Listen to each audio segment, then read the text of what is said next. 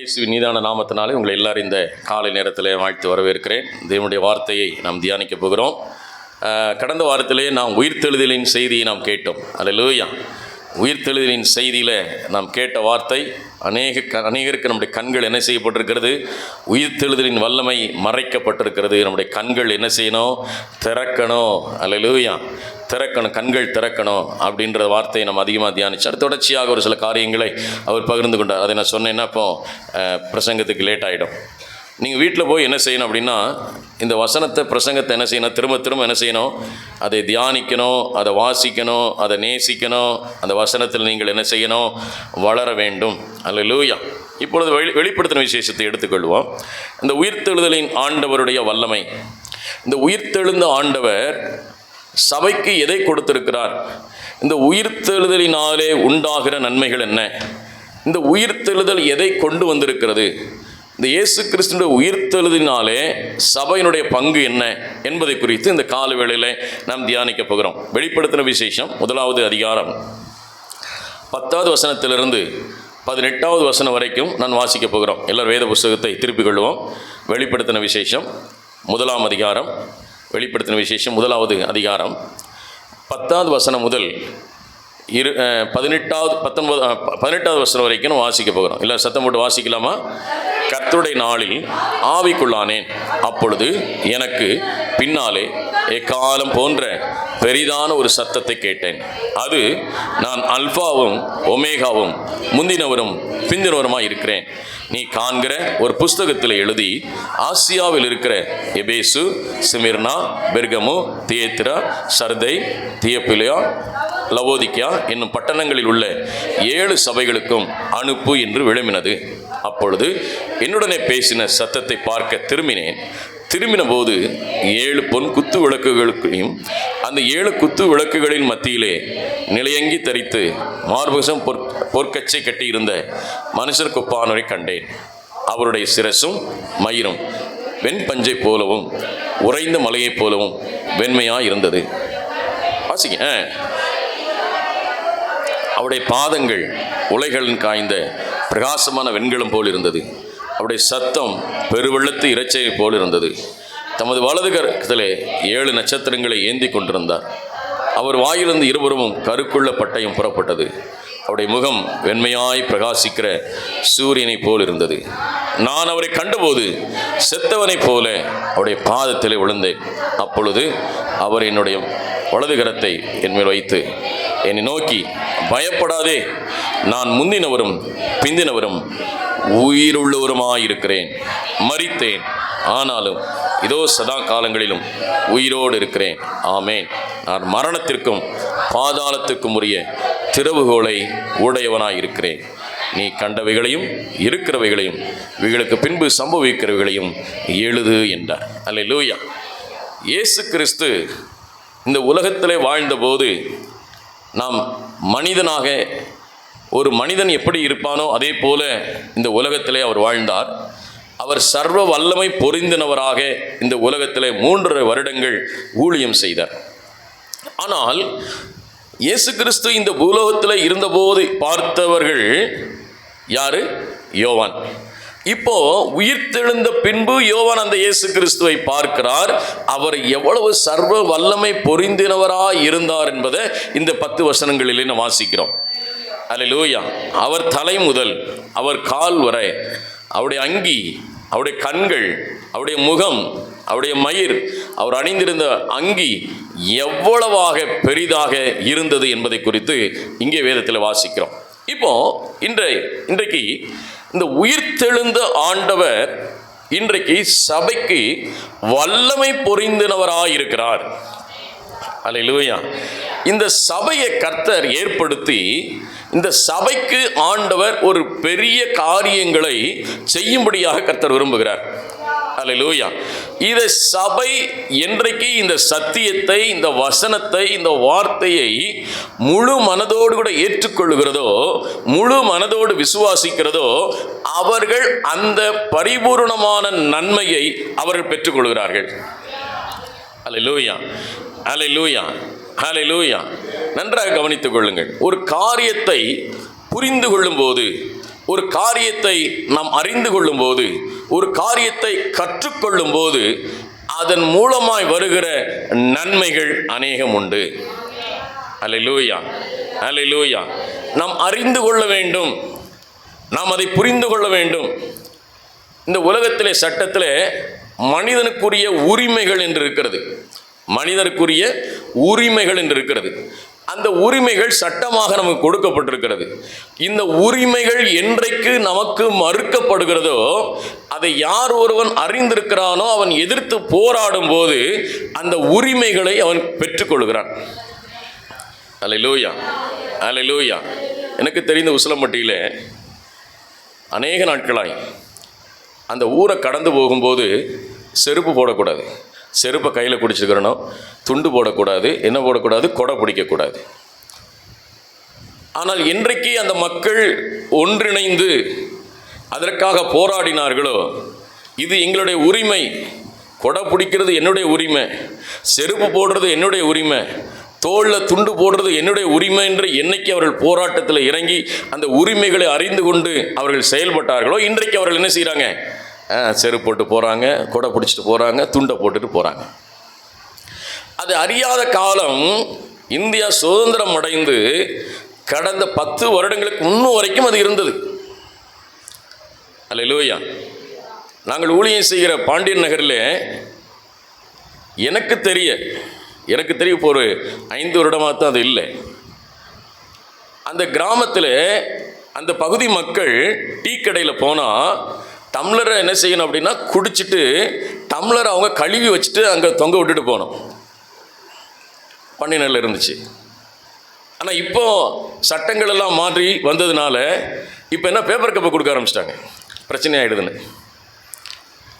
என்றைக்கு நாம் உரிமைகளை அறிந்து கொள்கிறோமோ, என்றைக்கு நம்முடைய காரியத்தை தெரிந்து கொள்கிறோமோ, அதை நாம் பெற்றுக்கொள்ள முடியும்.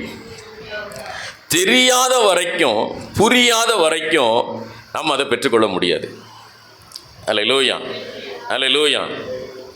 என் கூட ஹோட்டலில் சாப்பிட பாஸ்டர்மா வந்தாங்கன்னா பயந்துக்கிட்டு தான் வருவாங்க. ஏன்னா நான் சாப்பிடும்போது சாம்பாரில் உப்பு அதிகமாக இருக்கக்கூடாது, சட்னியில் உப்பு அதிகமாக இருக்கக்கூடாது, தோசை கரெக்டாக வரணும், எந்த பொருள் எப்படி இருக்கோ அப்படி வரணும், என்ன ஆர்டர் கொடுத்தனோ அந்த ஆர்டர் வரணும், வரலைன்னா ரிட்டர்ன் பண்ணிவிடுவேன். என்ன செஞ்சிடுவேன், ரிட்டர்ன். அது உனக்கு உரிமை இருக்கிறது. சாம்பாரில் உப்பு அதிகமாக இருக்குன்றதுனால நம்ம சாப்பிடணும்னு அவசியம் இல்லை. தோசையில் உப்பாக இருக்குன்றதுக்காக நம்ம புளிச்ச மாவில் ஒரு தோசை ஊற்றி கொடுக்குறான்றதுக்காக நம்ம சாப்பிடணும் கட்டாயம் கிடையாது. அதை கேன்சல் பண்ணுறதுக்கான உரிமை என்ன கொடுக்கப்பட்டிருக்கிறது, நுகர்வோர்களுக்கு கொடுக்கப்பட்டிருக்குது. அல்லேலூயா. புரிஞ்சுச்சுங்களா உங்களுக்கு? அப்போது எதை நாம் அறியாத என்ன செய்வோம், புளிச்ச மாவா கஷ்டத்தோடு தின்னுட்டு வரோம், ஏன்னா காசு கொடுத்து வாங்கியிருக்கோமே. இல்லை, நம்ம சாப்பிடணும்னு அவசியம் இல்லை, அது ரிட்டர்ன் கொடுக்கணும். எப்போ மாவு புளிச்சிருக்கு, தோசை புளிப்பு இருக்குது, நீ கேன்சல் பண்ணு. வடையில் உப்பாக இருக்குது, கேன்சல் பண்ணு. எந்த ஒரு காரியத்தை நாம் அறிந்திருந்தால் மட்டுமே அதை நாம் அறிந்து கொள்ளும். இன்றைக்கு நான் அதை குறித்து தான், உயிர்த்தெழுந்த ஆண்டவர், உயிர்த்தெழுந்த கர்த்தர், உயிர்த்தெழுந்த ஆண்டவர் சபைக்கு எதை கொடுத்திருக்கிறார், நாம் எப்படி பெற்று அனுபவிக்க வேண்டும் என்பதை குறித்து இந்த காலவெளியில் நான் பேச போகிறேன். அல்லேலூயா. இப்போ வசனத்துக்கு வருவோம். 18வது வசனத்தை வாசிப்போம். 18வது வசனத்தை, மரித்தேன், எல்லாரும் சேர்ந்து மரித்தேன், ஆனாலும் இதோ சதா காலங்களிலும் உயிரோடு இருக்கிறேன். ஆமென். நான் மரணத்திற்கும் பாதாளத்திற்கும் உரிய திறவுகோலை உடையவனாய் இருக்கிறேன். இல்லை கவனிச்சுக்கணும். ஆண்டவர்கிட்ட இப்போ என்ன இருக்குது? நீங்கள், நான் ரொம்ப வேகமாக டைம் இல்லாதனால ரொம்ப வேகமாக நான் போக போகிறேன், கவனிச்சுக்கொள்ளுங்க. ஆண்டவர்கிட்ட என்ன இருக்குது? என்ன இருக்கு? கேட்கல எனக்கு. திறவுகோல் இருக்கு. என்ன திறவுகோல் இருக்கு? மரணத்திற்கும் பாதாளத்திற்கும் உரிய திறவுகோல் யார்கிட்ட இருக்கு? ஏசப்பா கிட்ட இருக்கு. உங்ககிட்ட என்ன இருக்கு? உங்ககிட்ட என்ன கொடுத்திருக்கிறார் கர்த்தர்? சபைக்கு என்ன கொடுத்திருக்கிறார் கர்த்தர்? வாசிங்க அந்த வசனத்தை. மத்தேயு எழுதின சுவிசேஷம் 16ஆம் அதிகாரம். மத்தேயு எழுதின சுவிசேஷம் 16வது அதிகாரம்.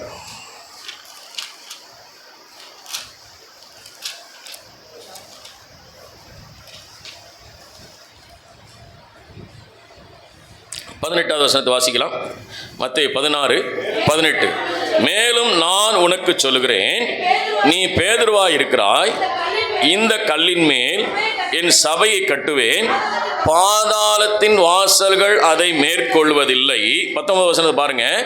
பரலோக ராஜ்யத்தின் திறவுகோலை நான் உனக்கு தருவேன். அல்லேலூயா. இந்த திறவுகோலால நீ எதை கட்டுறையோ அது பரலோகத்தில் கட்டப்பட்டு இருக்கும். இந்த திறவுகோலால பூலோகத்தில் எதை கட்ட அவிழ்க்கிறையோ அது பரலோகத்தில் கட்ட அவிழ்க்கப்பட்டு இருக்கும் என்று ஆண்டவர் சொன்னார். இப்போ நல்லா புரிஞ்சுக்கொள்ளுங்க. உங்ககிட்ட என்ன திறவுகோல் இருக்கு? கொஞ்சம் சொல்லுங்களேன்.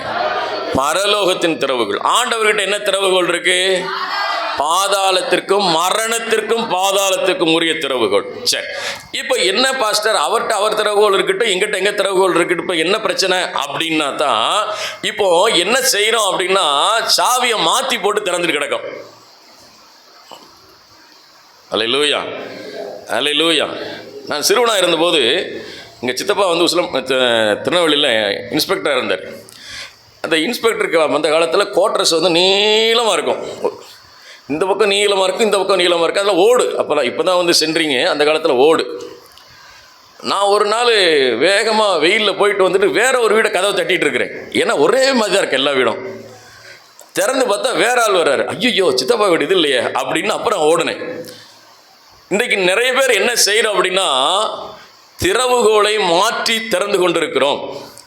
எப்படி திறக்கிறோம் என்று சொன்னால், தேவன் நமக்கு ஆசீர்வாதமான, நன்மையானதை, சுகமானதை, விடுதலையானதை, ரட்சிப்பானதை கர்த்தர் நம்முடைய பிள்ளைகளுக்கு தந்திருக்கிறார். அந்த சாவியை போட்டு திறக்காம எதை திறக்கிறோம்னா மரணத்தையும் பாதாளத்தையும் திறந்து கொண்டிருக்கிறோம்.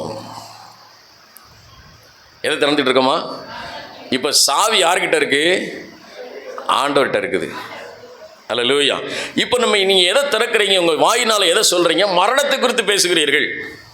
உங்கள் வாயினால் எதை பேசுகிறீங்க அப்படின்னா ஜீவனை குறித்து பேசாதபடி பாதாளத்துக்குரியவைகளை குறித்து பேசி கொண்டிருக்கிறீர்கள். அப்போ ஆண்டவர் சொல்கிறாரு, ஆண்டவர் தம்முடைய சபைக்கு இந்த கல்லின் மேல் என் சபையை கட்டுவேன், பாதாளத்தின் வாசல்கள் மேற்கொள்வதில்லை. ரொம்ப சுருக்கமாக தான் நான் சொல்ல போகிறேன். ரொம்ப நிறைய வசனங்கள் எடுத்து வச்சேன். நிறைய வசனங்கள் இன்றைக்கி நான் உங்களுக்கு சொல்லலை. உங்களை அழகாக புரிந்து கொள்கிற அளவுக்கு கர்த்தருடைய வார்த்தையை குறித்து பேச போகிறேன். நீங்கள் வீட்டில் உட்காந்து திரும்ப திரும்ப இந்த வசனங்களை நீங்கள் தியானிங்க. அல்லேலூயா. இப்போ அறிந்து கொள்ளாதது யார் பிரச்சனை அப்படின்னா ஏன் பிரச்சனை?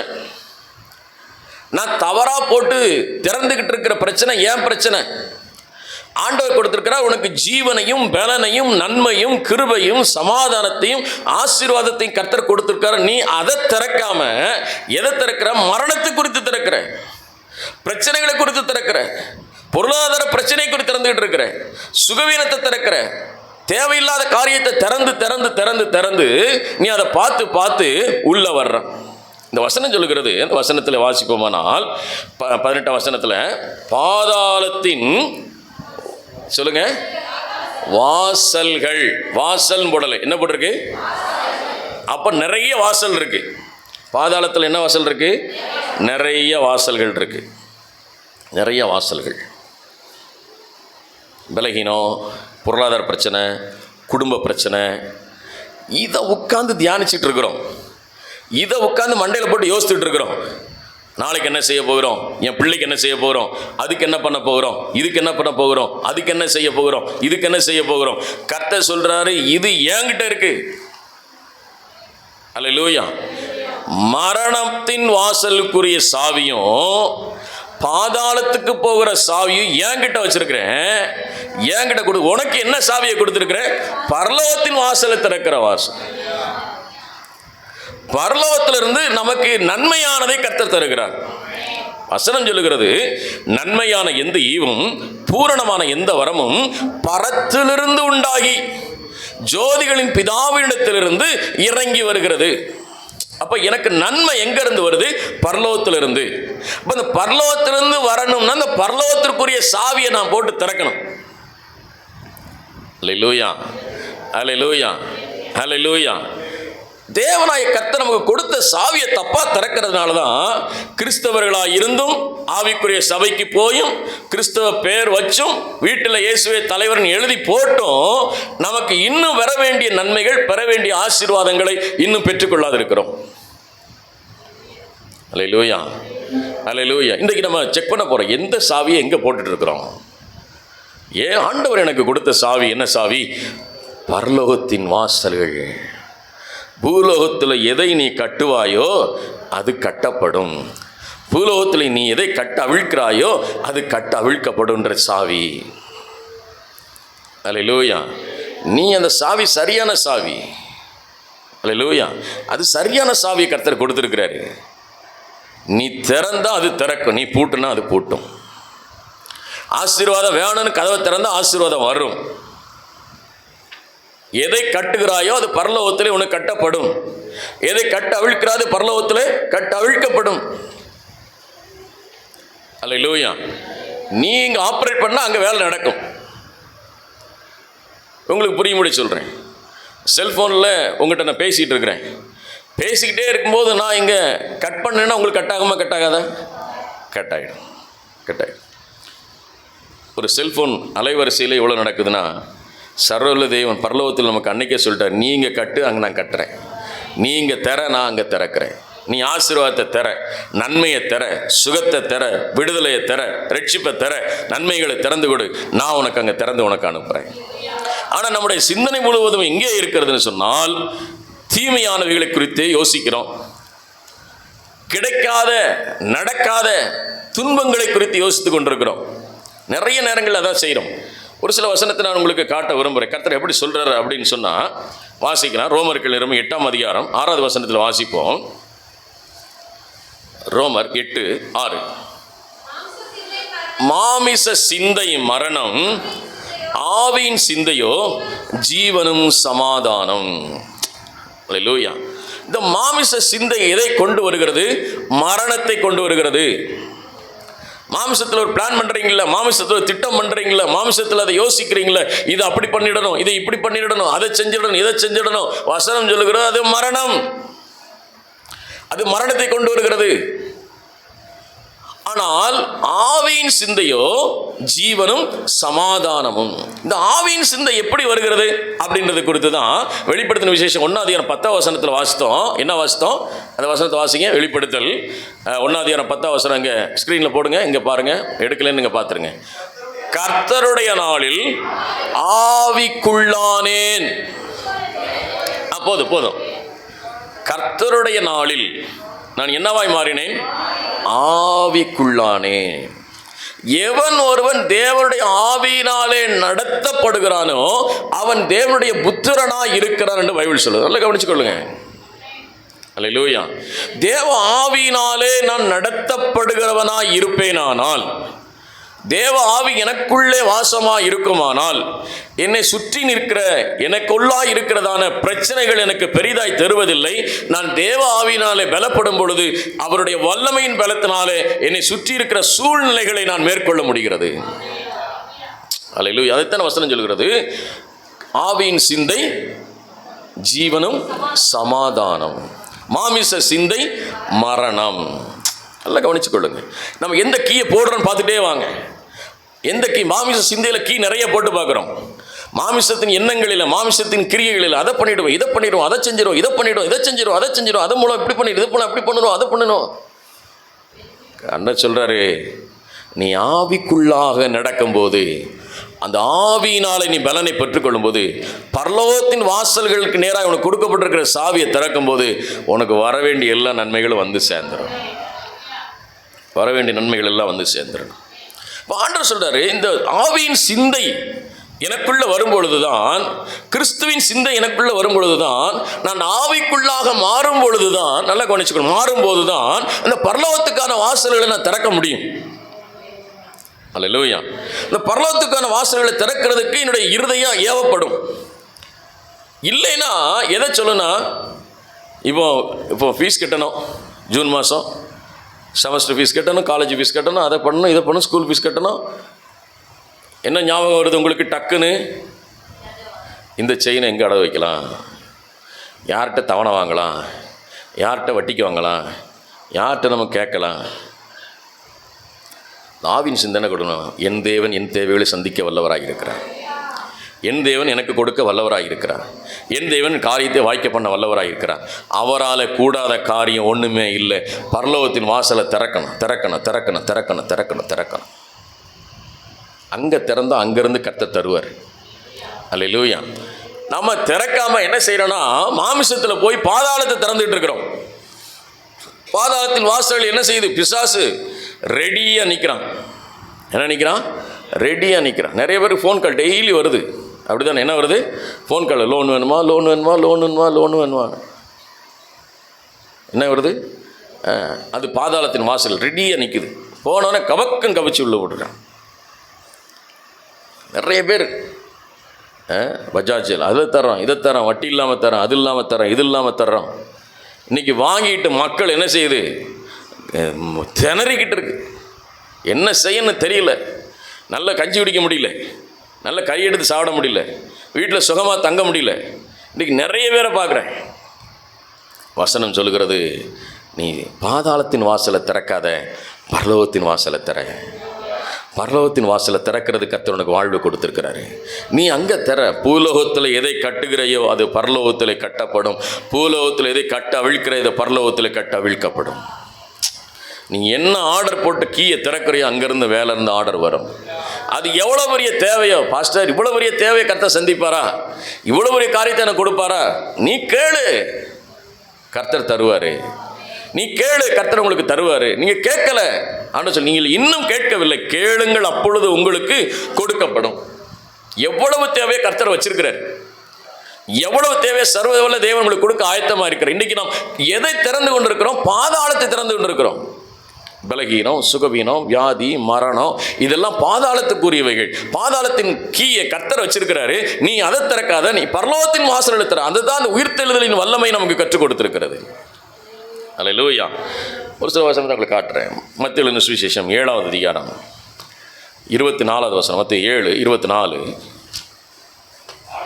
ஆகையால் நான் சொல்லிய இந்த வார்த்தைகளை கேட்டு இவைகளின்படி செய்கிறவன் எவனோ அவனை கன்மலையின் மேல் தன் வீட்டை கட்டின புத்தியுள்ள மனிதன்.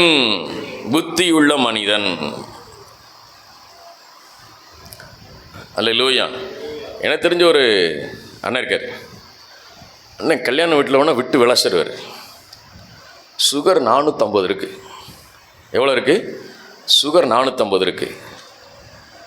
நல்லா சாப்பிடுவார். அண்ணே சுகர் வச்சு இந்த போடுறீங்களேண்ணே அப்படின்னு நான் போடுறேன்.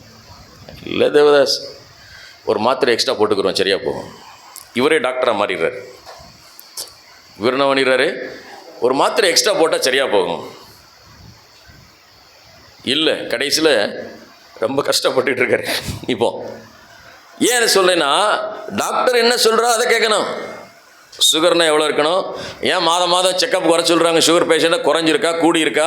குறைஞ்சிருக்குன்னு சொன்னால் உனக்கு மாத்திரை குறைக்கணும், கூடி இருக்குன்னா மாத்திரை கொஞ்சம் கூட்டணும். இதுக்கு தான் டாக்டர் வர சொல்கிறாங்க. இப்போ கர்த்தர் சொல்கிறாரு, நான் சொல்லிய அந்த வார்த்தைகளை கேட்டு அவைகளின்படி செய்கிறவன் எவனோ அவன் புத்தி உள்ளவன். அல்லேலூயா. ஒரு மெஷர்மெண்ட் கொடுத்துருக்காரு, ஒரு அளவு கொடுத்துருக்கிறாரு. இப்படி தான் செய்யணும், இதைத்தான் செய்யணும், இப்படி தான் செய்யணும் அப்படின்னு கர்த்தர் கொடுத்தாருன்னா அந்த அளவின்படி தான் செய்யணும். அல்லேலூயா, அல்லேலூயா. நம்ம அளவை மாற்றி நம்ம ஏதாவது ஒன்று செஞ்சுட்டு கர்த்தரை பழி சொல்லக்கூடாது. அல்லேலூயா. அப்படின்னு சொல்ல, என் வார்த்தைகளை கேளு, என் வசனத்தை கேளு, நான் சொல்கிறபடி நடந்துரு, உனக்கு ஜெயம் கிடைக்கும், உனக்கு வெற்றி கிடைக்கும், உங்களுக்கு சமாதானம் கிடைக்கும். நம்ம அநேகர் என்ன செய்கிறோம்? மாமா என்ன சொல்கிறான், மச்சான் என்ன சொல்கிறேன், சித்தப்பா என்ன சொல்கிறேன், சித்தி என்ன சொல்கிறாங்க, பெரியம்மா என்ன சொல்கிறாங்க, பக்கத்து வீட்டுக்காரன் என்ன சொல்கிறேன், எதிர் வீட்டுக்காரன் என்ன சொல்கிறேன், மேல் வீட்டுக்காரன் என்ன சொல்கிறேன், கீழ் வீட்டுக்காரன், இதை சொல்கிறபடி நடந்தால் இல்லை.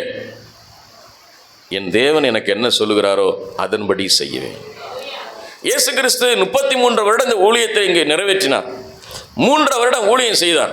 இயேசு சொன்ன ஒரே ஒரு வார்த்தை, பிதாவின் சித்தத்தை அன்றி நான் வேற ஒன்றையும் செய்ய துணிவதில்லை. ஆண்டவர் எதை சொல்றாரோ அதை மட்டும்தான் நான் செய்வேன். என் வாயினாலும் என் கிரியைகளினாலும் என் செயல்களினாலும் கர்த்தர் என்ன சொல்றார் அதை செய்யறது தான் இந்த பூலோகத்துக்கு வந்திருக்கிறார். இன்னைக்கு ஆண்டவர் உங்களை சொல்றாரு, அவருடைய சித்தத்தையும் அவருடைய திட்டத்தையும் அவருடைய அழைத்த அழைப்பையும் நீங்கள் நிறைவேற்றுவதற்காகத்தான் கர்த்தர் உங்களை தெரிந்தெடுத்திருக்கிறார். அல்லேலூயா. நீங்க அவர் சொல்றதை கேட்டு நடந்தா போதும், நீங்கள் ஜெயம் கிடைச்சிரும், வெற்றி கிடைச்சிரும், சமாதானம் கிடைச்சிரும், ஆசீர்வாதம் கிடைச்சிரும், மேன்மை கிடைச்சிரும், விடுதலை கிடைச்சிரும். கர்த்தர் செய்ய வல்லவராய் இருக்கிறார், கர்த்தர் கொடுக்க வல்லவராய் இருக்கிறார், கர்த்தர் மேன்மைப்படுத்த வல்லவராய் இருக்கிறார், கர்த்தர் காரியங்களை வாய்க்க செய்ய வல்லவராய் இருக்கிறார். அவராலே கூடாத காரியம் ஒன்றுமே இல்லை. அல்லேலூயா. இன்றைக்கு நம்ம அதை வாஞ்சிக்கணும், அதை நம்ம விரும்பணும். கர்த்தாவே, நான் உம்முடைய சித்தத்தை செய்கிறவனாய் இருக்கிறேனா? இஷ்டம் போல வாழ்வதற்காக அல்ல, தேவ சித்தத்தையும் தேவ திட்டத்தையும் நான் அறிந்து வாழும்போது உங்க வாழ்க்கை பிரகாசமா இருக்கும், உங்க வாழ்க்கை ஆசீர்வாதமா இருக்கும். மறைக்கப்பட்டுட்டே இருக்கலாம்.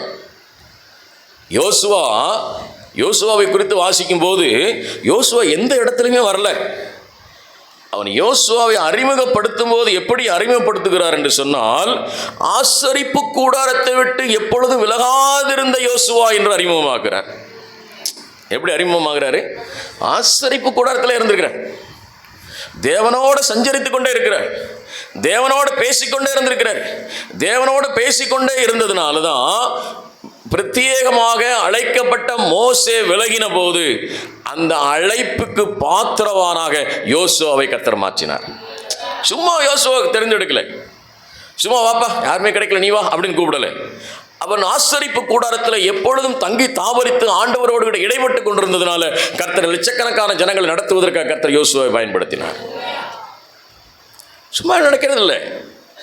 தேவ சித்தத்தையும் தேவ திட்டத்தையும் நாம் அறிந்து அதன்படி செய்யும் போது தேவன் நமக்கு பலத்த கிரியைகளை பலத்த காரியங்களை கர்த்தர் செய்ய வல்லவராயிருக்கிறார். அல்லேலூயா, அல்லேலூயா, அல்லேலூயா. வசனம் சொல்லுது, அதே மத்தேயு சுவிசேஷம் 6ஆம் அதிகாரம் ஆண்டவர் சொல்லிக் கொடுக்குறார். என்ன சொல்கிறாரு? பரமண்டல ஜெபம் முக்கியமானது, பரமண்டல ஜெபம் மிக முக்கியமானது, யாவருக்கும் முக்கியமானது. பரமண்டல ஜெபத்தில் அவர் என்ன சொல்கிறார்? 6ஆம் அதிகாரத்தில் 9ஆம் வசனத்தை வாசிப்போம். நீங்கள் ஜெபம் பண்ண வேண்டிய விதமாவது, பரமண்டலங்களில் இருக்கிற எங்கள் பிதாவே, உம்முடைய நாமம் பரிசுத்தப்படுவதாக, உம்முடைய ராஜ்யம் வருவதாக, உம்முடைய சித்தம் பரமண்டலத்திலே செய்யப்படுகிறது போல பூமியிலும் செய்யப்படுவதாக. எந்த சித்தம் செய்யணும்? பரலோக சித்தம். எந்த சித்தம் செய்யணும்? நான் சாப்பிட்றதும், நான் வேலை செய்கிறதும், நான் எந்த சிந்தனைகள் வருகிறதும், எந்த காரியமும் நான் பரலோகத்தின் சித்தத்தை செய்கிற வேண்டும், பரலோகத்தில் சித்தத்தை செய்ய வேண்டும். பரமண்டல ஜெபத்தில் அதான் சொல்லிக் கொடுத்தார். ஜெபிக்கிறதுக்கு சொல்லிக் கொடுக்கும் போதே தான் சொன்னார், பரமண்டலத்திலே செய்யப்படுகிறது போல பூமியிலும் செய்யப்படுவதாக. அவர் என்ன நினைக்கிறாரோ அதை நீங்கள் செய்யணும். அல்லேலூயா. அவர் என்ன ஆர்டர் போடுறாரோ அதை இந்த பூமியில் செய்யணும். அவர் என்ன விரும்புகிறாரோ அதை இந்த பூமியில் நிறைவேற்றணும். அதற்காகத்தான் கர்த்தர் உங்களை என்ன தெரிந்தெடுத்துக்கிறார். உங்கள் இஷ்டம் போல் வாழ்ந்துட்டு இஷ்டம் போல் செஞ்சுட்டு சண்டே ஞாயிற்றுக்கிழமை மட்டும் ஆராய்ச்சிட்டு போகிறதுனால பிரயோஜனம் இல்லை. நீங்கள் ஒவ்வொரு நாளும், ஒவ்வொரு நேரம், ஒவ்வொரு இமைப்பொழுதும், ஒவ்வொரு நொடியும் நான் பிதாவின் சித்தத்தை செய்ய வேணும், தேவனுடைய சித்தத்தை செய்யணும், தேவ சித்தத்தை செய்யணும், தேவ சித்தத்தை செய்யணும். யார் ஒரு தேவ சித்தத்தை செய்வதற்கு அவன் தன்னை மாற்றிக்கொள்கிறானோ, இருதயத்தை திருப்பிக் கொள்கிறானோ, அவனுடைய வாழ்க்கை மிகவும் பிரகாசமாக இருக்கிறது, அவனுடைய வாழ்வு ஆசீர்வதிக்கப்பட்டதாய் மாறுகிறது, அவனுடைய வாழ்க்கை ஒரு ஜெயமுள்ள வாழ்க்கையாக மாறுகிறது, அவனுடைய வாழ்க்கை ஒரு மேன்மை உள்ள வாழ்க்கையாக மாறுகிறது. பிதாவின் சித்தத்தை அன்றி வேறு ஒன்றையும் செய்ய நான் துணிவதில்லை இயேசு சொன்னார். ஆனால் பரமண்டலங்கள் இருக்கிற பரமண்டலத்தில் செய்யப்படுவது போல நான் என்ன செய்ய வேண்டியது? பூமியிலும் நான் செய்கிறவனாக இருக்க வேண்டும். கலாத்தியருக்கு புஸ்தகத்துக்கு வருவோம். அங்கே சொல்கிறாரு, கலாத்தியர் 5ஆம் அதிகாரம்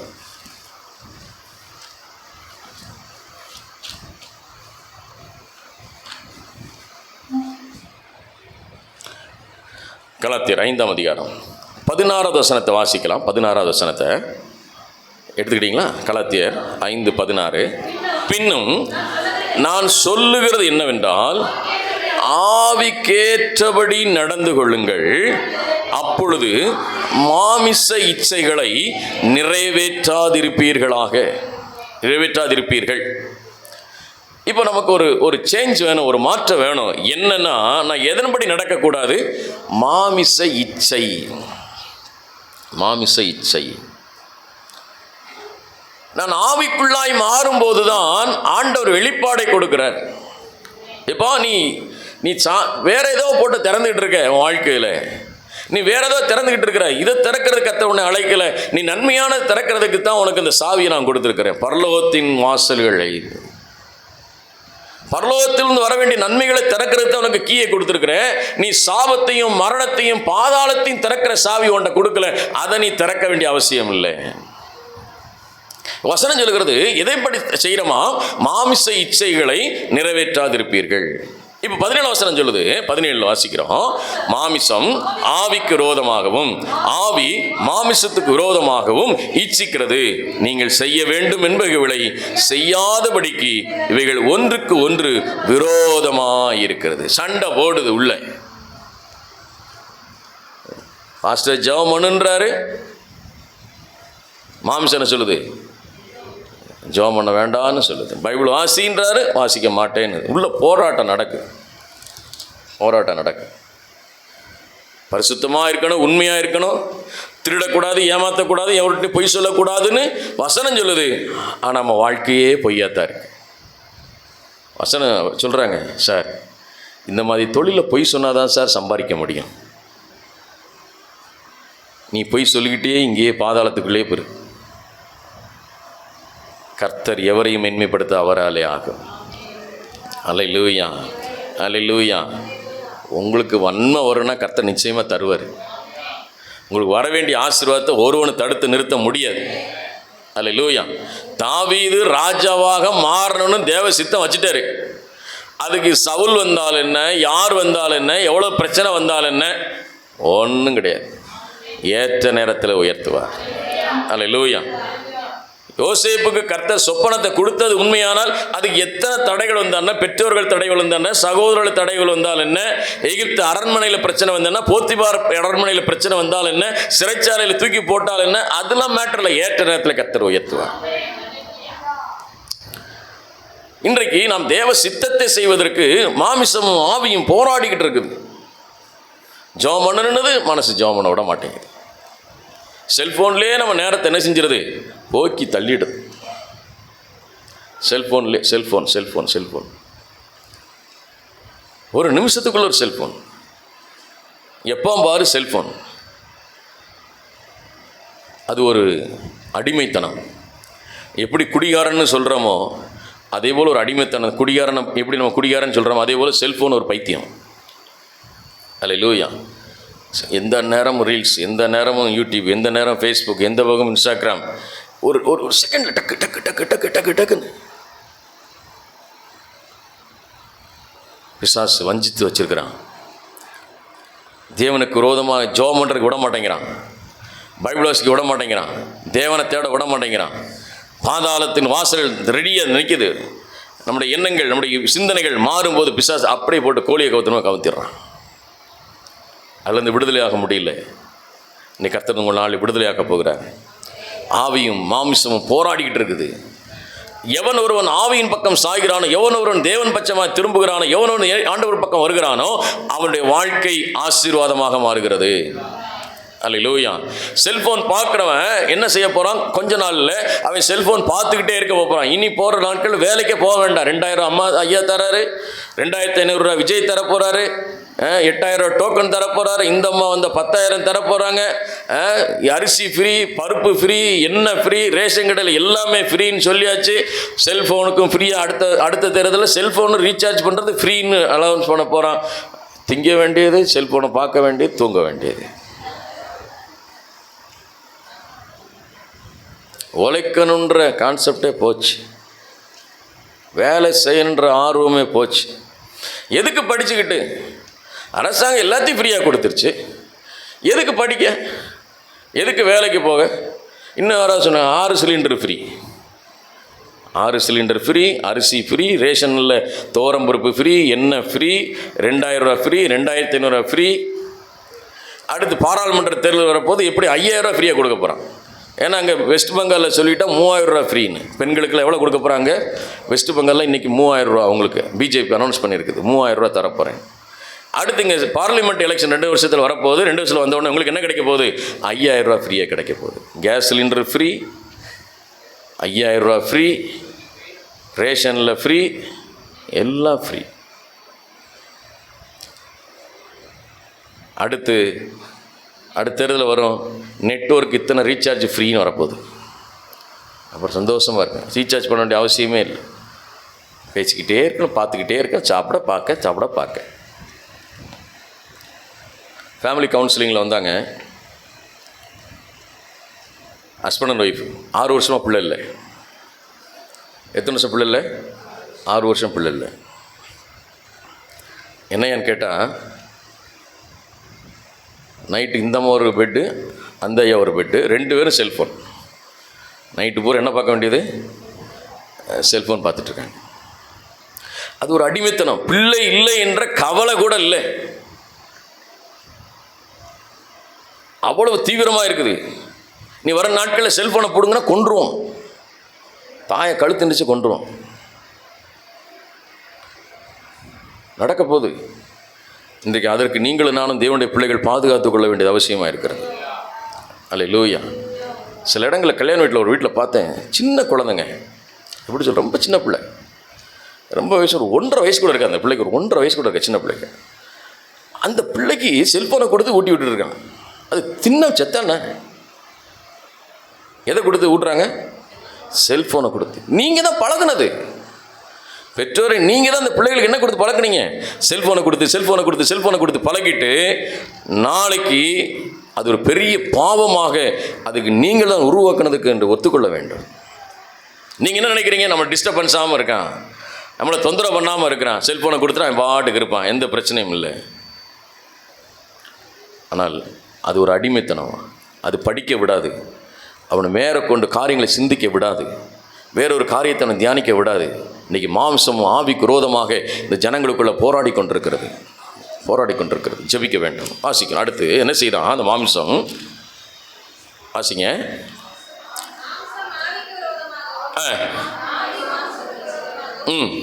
சிந்திக்கிறது, இச்சிக்கிறது.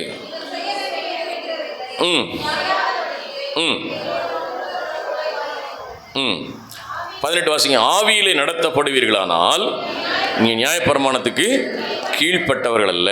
19 வசனம் சொல்லுது, வாசிங்க. மாமிசன் கிரிகள் வெளிக்கிரகமாகின அவையாவன விபச்சாரம், வேசித்தனம், அசுத்தம், காமவிகாரம், விக்கிரகாராதனை, பிள்ளி சூனியம், பகைகள், விரோதங்கள், வைராக்கியங்கள், கோபங்கள், சண்டைகள், பிரிவினைகள், மார்க்கபேதங்கள், பொறாமைகள், கொலைகள், வெறிகள், களியாட்டுகள் முதலானவைகளே. இவைகளை செய்கிறவர்கள் தேவனுடைய ராஜ்யத்தை சுதந்தரிப்பதில்லை. இதில் நிறைய பாயிண்ட் வாசித்தோம். இதில் ஏதாவது உங்களுக்கு இருக்கான்னு பாருங்கள். ஏதாச்சும் இருக்கா? நம்ம மேலே இருக்கிறதெல்லாம் இருக்காது. அது என்னது? விபச்சாரம் கிடையாது, வேசித்தனம் கிடையாது, அசுத்தம், காம விகாரம்லாம் கிடையாது, விக்கிர ஆராதனை கிடையாது, பிள்ளி சூனியம் கிடையாது. அடுத்து என்ன இருக்குது? பகைகள், விரோதங்கள், வைராக்கியங்கள், கோபங்கள், சண்டைகள், பிரிவினைகள், மார்க்க வேதங்கள். இதில் ஏதாவது ஒன்றில் சிக்கியிருக்கீங்கன்னா எங்கே போக முடியாதான்? பரலோகத்துக்கு போக முடியாது. ஆமாம், அன்பு இல்லைன்னா தானே கோபம் வருது, அன்பு இல்லாதனா பகை வருது, அன்பு இல்லாதனா சண்டை வருது, அன்பு இல்லாததுனால தானே பிரிவினைகள் வருது. 1 கொரிந்தியர் 13 வாசிக்கிறோம். அன்பு சகலத்தையும் தாங்கும், சகலத்தையும் சகிக்கும், சகலத்தை விசுவாசிக்கும், சகலத்தை நம்பும். அன்பு ஒரு காலம் ஒழியாது. தீர்க்க தரிசனங்கள் ஒளிந்து போகும், அந்நிய வாசனை ஒளிந்து போகும், அறிவானல் ஒளிந்து போகும், நம்முடைய அறிவு குறைவுள்ளது. அந்நிய பாஷை பேசுகிறனாலும் பிரயோஜனம் இல்லை, அன்பு இல்லைன்னா. இப்போ பகை, விரோதம், வைராக்கியம், சண்டை இது இருந்தால் நம்ம எங்கே திறந்துக்கிட்டு இருக்கிறோமா? இன்னும் பாதாளத்தின் மரணத்தின் வாசலில் திறந்துட்டு இருக்கிறோம். பரலோகத்தின் வாசலை திறக்கலை. பரலோகத்தின் வாசல் நீ திறக்கணும். பரலோகத்தின் வாசலை திறந்து அதற்கான நன்மைகளை நீ பெற்று அனுபவிக்கணும். எப்போ அனுபவிக்கணும்? இந்த பூலோகத்தில் அனுபவிக்கணும். அல்லேலூயா. சில சொல்லுவாங்க, சில சபையில் பரலோகத்தில் போய் எல்லாத்திற்கும் பரலோகத்தில் தங்கத்தில் வாசல் தெரு இருக்குது, தங்கத்தில் எல்லாம் இருக்குது, தங்கத்தில் அங்கே இருக்கு. இல்லை, இங்கே நீ சுகமாக இருக்கணும், இங்கே நீ ஆசீர்வாதமாக இருக்கணும். இன்றைக்கி இந்த உலகத்தில் வாழும்போது அநேகருக்கு நீ ஆசீர்வாதமான ஒரு பாத்திரமாக இருக்கணும். நீ தரித்திரனா மறிக்கிறத கர்த்தர் விரும்பலை. நீ வியாதியாய் மறிக்கிறத கர்த்தர் விரும்பலை. நீ சுகமாக இருக்கணும். கர்த்தர் சொல்லணும், ஆத்மா வாழ்கிறது போல நீ எல்லாவற்றிலும் வாழ்ந்து சுகமாயிரு, ஆசீர்வாதமாயிரு, பலனாயிரு, நீ விடுதலையோடு இரு, நன்மையை சுதந்திரித்துக்கொள், ஆசீர்வாதத்தை சுதந்திரத்துக்கு. இப்போ ஆவியின் கனிகளை குறித்து சொல்றார். ஆவியின் கனியோ அன்பு, சந்தோஷம், சமாதானம், நீடிய பொறுமை, தயவு, நற்குணம், விசுவாசம், சாந்தம், இச்சையடக்கம், இப்படிப்பட்டவர்களுக்கு விரோதமானது பிரமாணம் ஒன்றுமில்லை. 24 சேர்ந்து வாசிப்போம். கிறிஸ்துவை உடையவர்கள் தங்கள் மாமிசத்தையும் அதன் ஆசை இச்சைகளையும் சிலுவையில் அறைந்திருக்கிறார்கள். அப்படிதானே போட்டிருக்கு. அரைஞ்சிட்டிங்களா? சிலுவையில் அடிச்சிட்டிங்களா? எதை அடிச்சிருக்கிறீங்க? மேலே வாசித்தோம்ல, பகைகள், விரோதங்கள், கோபங்கள், சண்டைகள், மூர்க்கங்கள், பிரிவினைகள், கோள் சொல்லுதல், ரெண்டகம் பண்ணுதல், எல்லாத்தையும் சிலுவையில் அடிக்கணும்.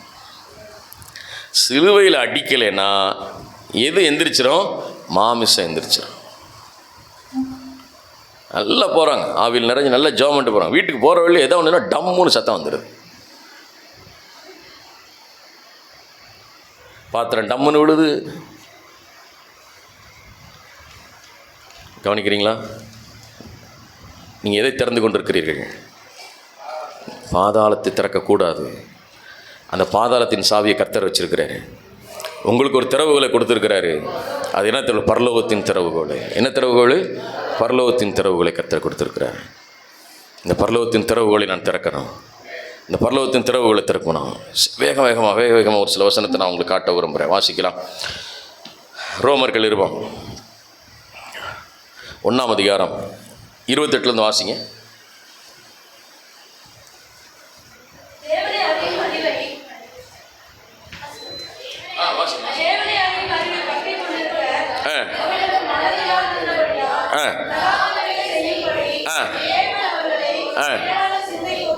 நல்லா கவனிச்சுக்கொள்ளுங்க. தேவனை பற்றிய அறிவை பற்றி கொள்ள அவர்களுக்கு என்ன இல்லை? நீங்கள் பிரசங்கம் பண்ணிக்கிட்டே இருங்க பாஸ்டர், என் வேலையை நான் செஞ்சுக்கிட்டே இருப்பேன் பாஸ்டர். நாளை மனம் திரும்ப முடியாது. என்ன ஆகும்? என்னை நான் அவனை மன்னிச்சேன்னா என்ன ஆகும்? அவளுக்கு நான் எனக்கு எவ்வளோ கேவலமான நினைப்பாங்க தெரியுமா? நான் போய் அவட்ட போய் மன்னிப்பு கேட்கணுமா? நான் போய் அவள் பகையை மறைக்கணுமா? நான் போய் அவட்ட போய் சண்டை போடாமல் இருக்கணுமா? சண்டை போட்டுக்கிட்டே இருந்தால் தான் பஸ் இந்த ஏரியாக்குள்ளே நான் இருக்க முடியும். இல்லைன்னு வச்சுக்கோங்க, மேலே ஏதோ பண்ணிட்டு போயிடுவாங்க. சொல்கிற தேவனை பற்றிய அறிவை பற்றி கொள்ள மனதில்லாதவர்களுக்கு என்ன சொல்கிறாராம்? தேவன் அவர்களை கேடான சிந்தைக்கு ஒப்பு கொடுத்துருப்போ. அப்படியே பேர் நல்ல கிறிஸ்தவ பேராக இருக்கும். ஆனால் கர்த்தர் எங்கே ஒப்பு கொடுத்துருக்கிறாராம்? கேடான சிந்தைக்கு. அடுத்த வசனம் வாசிங்க. அவர்கள் சகலவித அநியாயத்தினாலும் வேசித்தனத்தினாலும் துரோகத்தினாலும் பொருளாசையினாலும் குரோதத்தினாலும் நிரப்பப்பட்டு பொறாமையினாலும் கொலையினாலும் வாக்குவாதங்களினாலும் வஞ்சகத்தினாலும் வன்மத்தினாலும் நிறைந்தவர்களாய். இப்போ என்ன செஞ்சது? ஆண்டவர் கேடான சிந்தைக்கு ஒப்பு கொடுத்த உடனே இன்னும் தீவிரமாக இருக்குது, இன்னும் வெகுண்டு எழுதுது, இன்னும் அதிகமாகிட்டு இருக்கு. அடுத்த 30 வசனத்தை போடுப்பா. 30 வசனம் இப்போ வாசிங்க. புறங்கூறுகிறவளுமாய், அவதூறு பண்ணுகிறவளுமாய், தேவ பக்தி விரோதமாய், துரோகம் பண்ணுகிறவளுமாய், அகந்தை உள்ளவர்களுமாய், வீம்புக்காரர்களுமாய், பொல்லாதவைகளை யோசித்து பிணைக்கிறவர்களுமாய், பெற்றாருக்கு கீழ்ப்படியாதவர்களுமாய், அடுத்து உணர்வில்லாதவர்களாய், உடன்படிக்கை மீறுகிறவர்களாய், சுவாப அன்பில்லாதவர்களுமாய், இரக்கமில்லாதவர்களுமாய், இணங்காதவர்களுமாய், இரக்கமில்லாதவர்களுமாய் இருக்கிறார்கள். எத்தனை காரியம் இருக்கு. இதெல்லாம் பாதாளத்துக்கு போகிற வாசல். இதை திறக்க சொல்ல கர்த்தர் நம்மளை. நம்மளை கர்த்தர் அதுக்காக நம்மளை அழைக்கலை. வாலிப பிள்ளைகளுக்கு ஒரு வசனம் சொல்கிறார். என்ன வசனம்?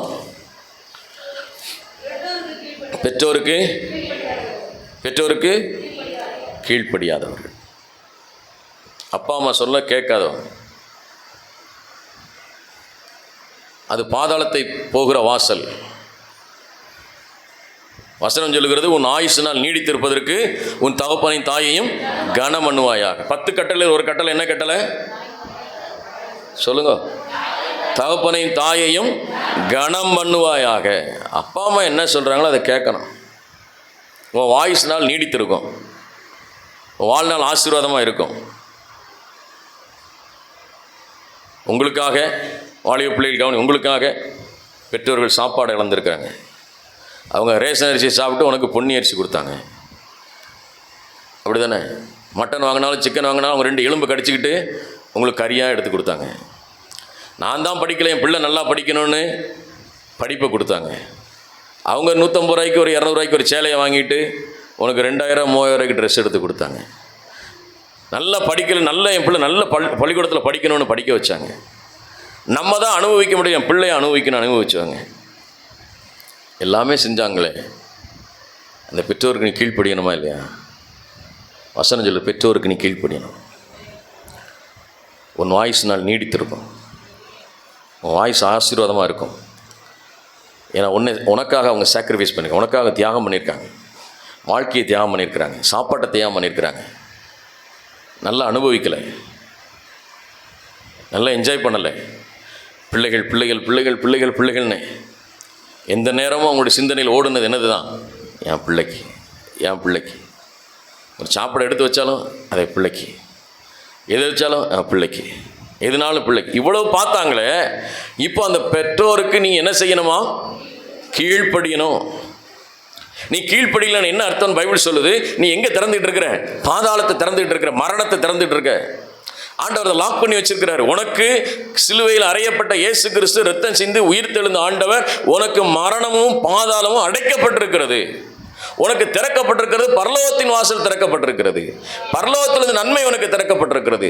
பரலோகத்தின் விடுதலை உனக்கு திறக்கப்பட்டிருக்கிறது. பரலோகத்தின் சமாதானம் உனக்கு திறக்கப்பட்டிருக்கிறது. பரலோகத்தின் சுகம் உனக்கு திறக்கப்பட்டிருக்கிறது. பரலோகத்தின் விடுதலை உனக்கு திறக்கப்பட்டிருக்கிறது. நீ இதை திறக்காம நீ இதை போய் திறந்துட்டு இருக்கிற. வேகமாக ஒரு சில வசனத்தை காட்டுற. கொலோசியர் புஸ்தகம் 3ஆம் அதிகாரம். கொலோசியர் 3 1 முதல் 3 வசனங்களை வாசிக்கலாம். கொலோசியர் 3ஆம் அதிகாரம். நீங்கள் கிறிஸ்துவுடனே கூட எழுந்தது உண்டானால் கிறிஸ்து தேவனுடைய வலது பார்சத்தில் வீற்றிருக்கும் இடத்தில் உள்ள மேலானவைகளை தேடுங்கள், பூமியில் உள்ளவைகள் அல்ல, மேலானவை நாடுங்கள். ஏனென்றால் நீங்கள் மரித்தீர்கள், உங்கள் ஜீவன் கிறிஸ்துவுடனே தேவனுக்குள் மறைந்திருக்கிறது. எங்க இருக்குது ஜீவன்? கிறிஸ்துவின் ஜீவன் யாருக்குள்ள இருக்கு? எனக்குள்ள இருக்கு. சொல்லுங்க, கிறிஸ்துவின் ஜீவன் யாருக்குள்ள இருக்கு? எனக்குள்ளே. நீங்கள் மரித்தீர்கள், உங்கள் ஜீவன் கிறிஸ்துவுடனே கூட தேவனுக்குள் மறைந்திருக்கிறது. இப்ப தேவ ஆவியை உள்ள வச்சுக்கிட்டே பாவம் பண்ணிட்டு இருக்கான். தேவ ஆவி உங்களுக்குள்ள இருக்குது. ஏனென்றால் கர்த்தர் சொல்றாரு, நீங்க கிறிஸ்துவுடனே எழுந்ததுண்டானால் தேவனுடைய வலது பார்சத்தில் வீற்றிருக்கிற மேலானவைகளை நாடுங்கள், தேவனுக்குரியவைகளை நாடுங்கள், தேவனுடைய விருப்பத்தை நாடுங்க. தேவனுடைய விருப்பம் எப்படி தெரியும்? இந்த புஸ்தகத்தை படிச்சாதான் தெரியும். அல்லேலூயா. இந்த வேத புஸ்தகத்தை வாசித்தா தான் தெரியும். இந்த வசனத்தை வாசிக்கும் போது தான் தெரியும். இந்த வசனத்தை வாசிக்காம தேவனுடைய சித்தத்தை அறிந்து கொள்ளாம நான் தேவனுக்கு பிரியமா இருப்பது கூடாத காரியம். அல்லேலூயா, அல்லேலூயா. கல்யாணம் ஆன நாளில் முதல் நாள் தன் மனைவிட்ட சொன்னான, காலையில் எழுந்து, மனைவி நான் உன்னை ரொம்ப நேசிக்கிறேன், உன் மேலே ரொம்ப அன்பாக இருக்கிறேன், ஐ லவ் யூ அப்படின்னா. முதல் நாள் கேட்டவுடனே இந்த மனைவிக்கு ரொம்ப சந்தோஷம். என் கணவர் என் மேலே ரொம்ப அன்பாக இருக்கிறாரு, ஐ லவ் யூன்னு சொல்லிட்டாரு. இந்த வார்த்தையை நான் கேட்டதே இல்லை, இன்றைக்கி புதுசாக நான் கேட்குறேன், சந்தோஷமாக இருந்தது. 2வது நாள் காலையில் எழுந்திரிச்சாரு, மனைவி நீ ரொம்ப அழகாக இருக்கிற, உன்னை ரொம்ப நேசிக்கிறேன், ஐ லவ் யூ அப்படின்னு சொன்னாங்க. 2வது நாள் கொஞ்சம் சந்தோஷமாக இருந்தது. 1 மாதமாக இந்த மனுஷன் காலையில் எழுந்திரிச்சு இதைத்தான் சொல்லிட்டு இருந்திருக்கான். இந்த அம்மா கோவம் வந்து, யோ போயா ஐ லவ் யூ, இதுவும் சும்மா காலையில் எழுந்திரிக்கிற, நீ அழகாக இருக்க, உண்மையில் அன்பாக இருக்க, ஐ லவ் யூன்ற, மற்ற எதையுமே கண்டுக்கிற மாட்டேயா. எதுவுமே சொல்கிறது இல்லையே. அப்போ என்ன தேவை? இந்த மனைவிக்கு என்ன வேணும், எதை அறிந்திருக்கணும், அவருடைய ஃபீலிங் என்ன, அவருடைய உணர்வுகள் என்ன, அவருடைய எதை விரும்புகிறா என்பதை அறிந்து செயல்படும் போது தான் அவளை நேசிக்கிறேன் என்பது அர்த்தம். அல்லேலூயா. சும்மா ஐ லவ் யூன்னு சொல்கிறதுனால அல்ல. மனைவியை பார்த்து நீங்கள் நான் சொல்கிறேன்னா வேற எங்கேயும் சொல்லிடக்கூடாது இந்த வார்த்தை. அவனவன் தன் புருஷனிடத்திலே சொல்ல வேண்டிய வார்த்தை, அவளதும் தன் மனைவியிடத்தில் சொல்ல வேண்டிய வார்த்தை. மாற்றிங்கன்னு சொல்லிடாதீங்க. அல்லேலூயா. அப்போது ஐ லவ் யூ, உன்னை நேசிக்கிறேன்னு சொன்னால் ஏதாவது ஒன்று செய்யணும். ஏதாவது ஒன்று செய்யணும்னா அவளுக்கு என்ன விருப்பம், அவளுடைய விருப்பம் என்னன்றதை அறிந்திருக்கணும். இன்றைக்கு தேவனுடைய சித்தம் என்னன்றதை நீ அறியாமல் தேவனுக்கு பிரியமாக இருக்க முடியாது. அவருடைய என்ன விரும்புகிறான்றது புஸ்தகத்தில் எழுதப்பட்டிருக்கு. இந்த வேத புஸ்தகத்தில் எழுதப்பட்டிருக்கு. இந்த வேத புஸ்தகத்தை வாசிக்க வாசிக்க வாசிக்க வாசிக்க வாசிக்க வாசிக்க வாசிக்க தான் அவர் என்ன விரும்புகிறாரு, அவருடைய விருப்பம் என்ன, அவருடைய சித்தம் என்ன, அவர் என்னை கொண்டு என்ன செய்ய போகிறாருன்னு அறிந்து கொள்ள முடியும். இப்போ வாசிக்கணும், நிருபங்களை திரும்ப திரும்ப வாசிக்கணும். நிருபங்களை வாசித்து அதை தியானிக்கணும். என்ன சொல்கிறாரு, நம்ம எப்படி இருக்கணும், நம்முடைய பகைகள், விரோதங்கள், வைராக்கியங்கள், கோபங்கள், சண்டைகள் இருக்க தூக்கி போடுங்க, பரலோகத்துக்கு போக முடியாது. மேலானவைகளை நாடுங்கள். ஒரு வசனத்தை வாசி, எபேசியர் புஸ்தகம் 1 அதிகாரம் 19-20 வசனத்தை வாசி. எபேசியர். கிறிஸ்துவை மரித்தோரிலிருந்து எழுப்பி பலத்த சத்துவத்தின் வல்லமையின்படியே விசுவாசிக்கிறவர்களாகிய நம்மிடத்தில் காண்பிக்கும் தம்முடைய வல்லமையின்படியே மகா மேன்மையான மகத்துவம் இன்னதென்று அறிந்து கொள்ளும்படிக்கு பிரகாசமுள்ள மனக்கண்களை கொடுக்க வேண்டும் என்று வேண்டிக் கொள்கிறேன்.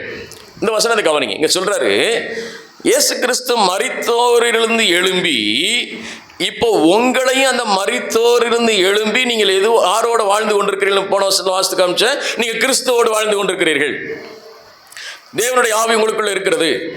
இப்போ தேவனுடைய ஆவி உங்களுக்குள்ள இருக்குமானால் பவுல் என்ன ஜெபம் பண்றாருன்னா, பலத்த சத்துவத்தின் வல்லமையின்படியே அவரிடத்துல எப்படி அந்த வல்லமை வெளிப்பட்டதோ, அவரிடத்துல அந்த வல்லமை எப்படி கிரியை நடப்பித்ததோ, விசுவாசிக்கிறாகிய உங்களுக்குள்ளும் அந்த மகா மேன்மையான வல்லமை வெளிப்பட வேண்டும் என்று கர்த்தர் விரும்புகிறார்.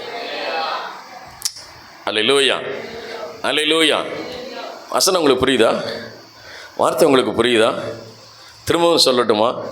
தேவனுடைய ஆவி உங்களுக்குள்ளே இருக்குது, தேவனுடைய வல்லமை உங்களுக்குள்ளே இருக்குது. இந்த பரலோகத்தின் வாசலை எப்படி திறக்கணும்னு சொல்லி கொடுத்துட்டு இருக்கிறேன்.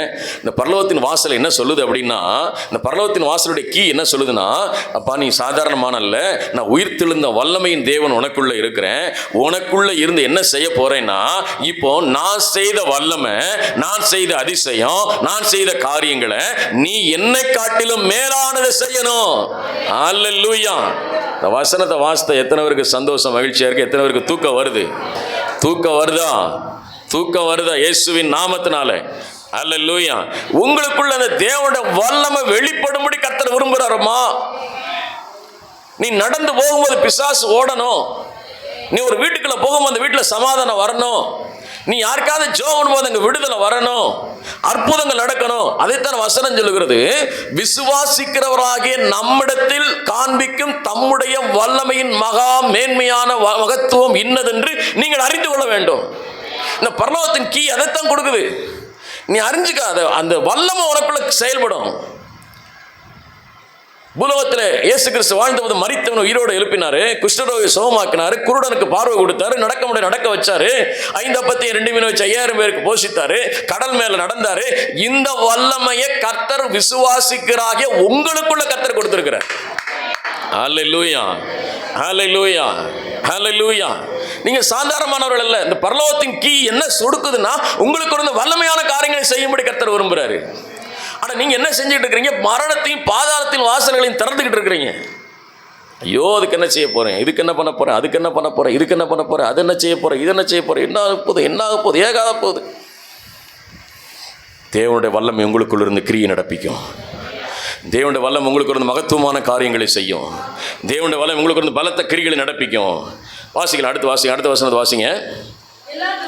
எல்லா துரைத்தனங்களுக்கும் அதிகாரங்களுக்கும் வல்லமைகளுக்கும் கர்த்தத்துவத்துக்கும் இம்மைக்கு மாத்திரமல்ல வறுமையிலும் பேர் பெற்றிருக்கும் எல்லா நாமத்திற்கும் மேலாய் அவர் உயர்ந்திருக்கத்தக்கதாக மேலான இடத்துல. நம்ம சபைக்கு வருகிற பிள்ளைகள், இயேசு கிறிஸ்துவை ஏற்றுக்கொண்ட பிள்ளைகள் மேலான இடத்துல இருக்கணும், மேலான இடத்துல இருக்கணும். உன்னை எல்லாரும் அண்ணாந்து பார்க்கணும். நீ யாரையும் அண்ணாந்து பார்க்கக்கூடாது. உன்னை எல்லாரும் அண்ணாந்து பார்க்கணும். அல்லேலூயா. அதுக்குத்தான் உனக்கு பரலோகத்தின் சாவியை ஓண்ட கொடுத்துருக்கிறாரு. நீ அடுத்த வீட்டில் போய் அண்ணாந்து பார்க்கும்படி கர்த்தர் ஒன்றை வைக்கல. இன்னொருத்தண்ட கையேந்து நிமிடிக்கும்படி கர்த்தர் விரும்பலை. உனக்குள்ளிருந்து கர்த்தர் வல்லமையான காரியங்களை செய்யும்படியாகத்தான் இயேசு கிறிஸ்து மரித்து 3ஆம் நாள் உயிரோடு கூட எழுந்தான். இன்னொரு வசனத்தை வாசனை முடிக்க வரும். எபேசியர் புஸ்தகம் 6ஆம் அதிகாரம் 10வது வசனம். எபேசியர் 6:10. எபேசியர் 6ஆம் அதிகாரம் 10வது வசனம் வாசிங்க. கடைசியாக என் சகோதரரே, கர்த்தரிலும் அவருடைய சத்துவத்தின் வல்லமையிலும் பலப்படுங்கள். பலப்படுங்க. கர்த்தரிலும் கர்த்தரின் சத்துவத்தின் வல்லமையிலும் பலப்படுங்க. இன்றைக்கி அது உங்களுக்கு தேவை. இந்த பரலோகத்தின் சாவி உங்களுக்கு கர்த்தர் கொடுத்துருக்கிறார். இந்த பாதாளத்தை போட்டு திறக்காதீங்க. பாதாளத்தை திறக்காதீங்க. மரணத்தை திறக்காதீங்க. அந்த சாவியை கர்த்தர் வச்சிருக்கிறாரு. தரித்திரத்தை நாடாதீங்க. பிரச்சனை, பொருளாதார பிரச்சனை, குடும்ப பிரச்சனை, தொழிலில் பிரச்சனை, வேலை ஸ்தல பிரச்சனை, பிள்ளைகள் நிமித்த பிரச்சனை, சுகவீனம், பலகீனம் எல்லாத்தையும் கர்த்தர் பூட்டிட்டாரு. நீ அதை திறந்து பெற்றுக்கொள். அது திறந்து பெற்று கர்த்தருடைய வல்லமை உனக்குள்ள கிரியை நடப்பிக்க நான் பரலோகத்தின் வாசலை திறக்கணும். எல்லாம் சோமணும் இயேசுவின் நாமத்தினால. இந்த நேரத்தில் கர்த்தாவே, நான் பரலோகத்தின் வாசலை திறக்க நான் விரும்புகிறேன். பரலோகத்தின் வாசலை நான் திறக்கணும். பரலோகத்தின் வாசலை நான் திறக்கணும். ஊரா பாக்காபல்ல ரஷா கதனரா. எல்லாரும் ஆவியில் நிறைஞ்சு அந்நிய வாசியில் பேசுவோம் இயேசுவின் நாமத்தினால. அப்படி எழுந்து இருக்கலாம். அப்படி எழுந்து கர்த்தருடைய வல்லமை